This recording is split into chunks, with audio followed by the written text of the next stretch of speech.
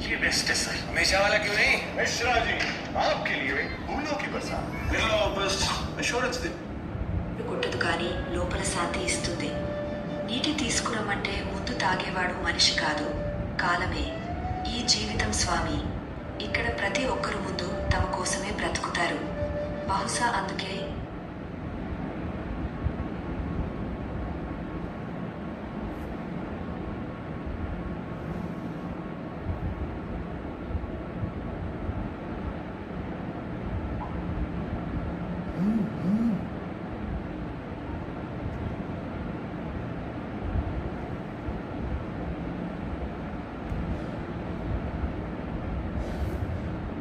ఒక్కరు ముందు తమ కోసమే బ్రతుకుతారు.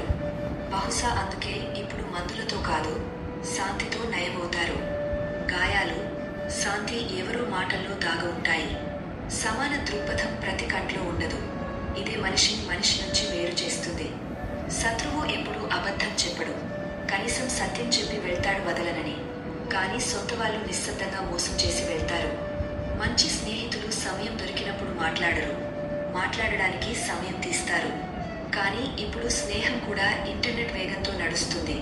నెమ్మదిగా అయితే కనెక్షన్ తెగిపోతుంది.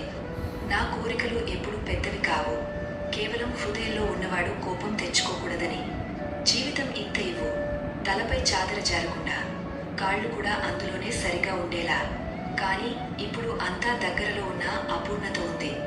బహుశా శాంతి వస్తువుల్లో లేదు, నిజమైన సంబంధాల్లో ఉంది. సంబంధాలు ఇప్పుడు పుస్తకాల్లో మంచిగా కనిపిస్తాయి. మనం కోల్పోయిందే మనకు ఎక్కువ బాధ కలిగిస్తుంది. పాత బాధలు కాదు, పాత సంతోషాలు. ఒకప్పుడు కళ్ళలో మెరుపు తెచ్చిన ఆ క్షణాలు ఇప్పుడు జ్ఞాపకాల్లో కన్నీళ్లు తెస్తాయి. సంబంధాల్లో మనం హృదయం శుభ్రంగా ఉంచామంటే ప్రజలు మనల్ని మూర్ఖులుగా భావించారు. సత్యం చెప్పాలంటే ఎక్కువ గాయాలు సొంత వాళ్ల నుంచే వచ్చాయి. వాళ్ల కోసం మనం మన లోకాన్ని సమర్పించాము. మనం సొంత వాళ్ల కుట్రల్లో మనల్ని కోల్పోయాము. వాళ్ళు పక్కన నడుస్తున్నారు కానీ వాళ్ల శోధన వేరే. మనం వాళ్లను మన జతగాడిగా భావించాము. వాడు దారి బదిరుడు, చూడవలసిన వాడు అంతుడు. భాష అర్థం ఇప్పుడు కేవలం శబ్దమైంది. భావనలు గుంపులో దెబ్బతిన్నాయి. ఎక్కువ మంది ఇష్టపడే వాళ్లకు ఇతరుల భావనల విలువ తెలియదు. నీ ఏడుపు ఎవరికి పట్టదు.